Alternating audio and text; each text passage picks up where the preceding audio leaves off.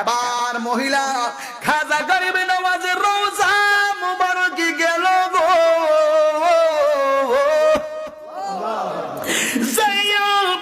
রওজার পাশে দাঁড়ায়া কয় মঈনুদ্দিন তুমি হইলা গরিবে নওয়াজ, আমি গরিব তুমি ধনী, আমার মেয়ের 500 টাকার জন্য বিয়ে দিতে পারি নাই, ব্যবস্থা কইরা দাও।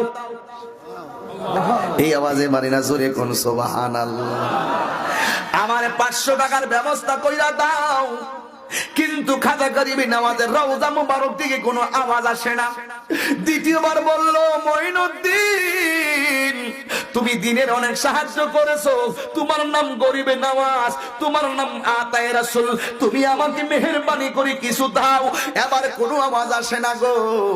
2বার 3বার বলার পরে কোনো আওয়াজ নাই। মহিলার হাতের মধ্যে একটা বেত লইয়া কয় কিসের খাজা বন্ড পাগল কাম হলো পাগলামি। রওজা থেকে বাইরে যাইতেছে, হঠাৎ করে একটা পাগল সালা পইরা কয় মা তুমি কান্দো কেন?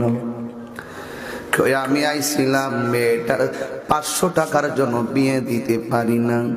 আমি আইছিলাম খাজা গরিবে নওয়াজের দরবারে আইলে নাকি পাওয়া যায়, আমি চাইলাম কিন্তু পাইলাম না। এই জন্য আমি 3টা বাড়ি দিয়ে বিদায় হয়ে যাইতেছি। এখন থেকে আমি প্রচার করবো খাজা গরিবে নওয়াজের দরবারে কেউ যায়ও না, গেলে কিছু পাওয়া যায় না। কয়টা বাড়ি দিছে?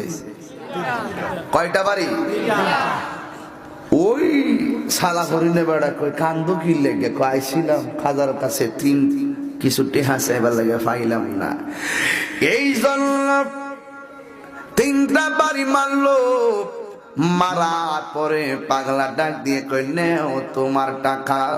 টাকা দিয়া হাতের মধ্যে টাকা দিয়া পিঠের ভিতরে সালাটা ছিল, এই সালাটা এমন ভাবে খুললা দেখাইয়া দিলেন।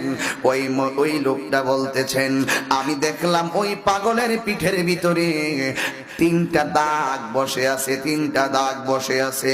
জিজ্ঞাসা করলো তুমি কে?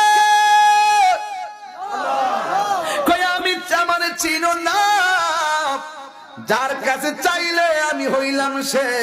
এই কথা বলার পরে মহিলাটা রওজার দিকে তাকাইলেন, তাকাইয়া ফিরাইয়া দেখে ওই পাগলা কোথায় যেন গায়েব হইয়া গেছে। আর